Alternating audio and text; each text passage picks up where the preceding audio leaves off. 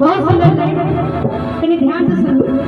धिया जन दुलारी नाम सिया सुकुमारी। सिया मैया की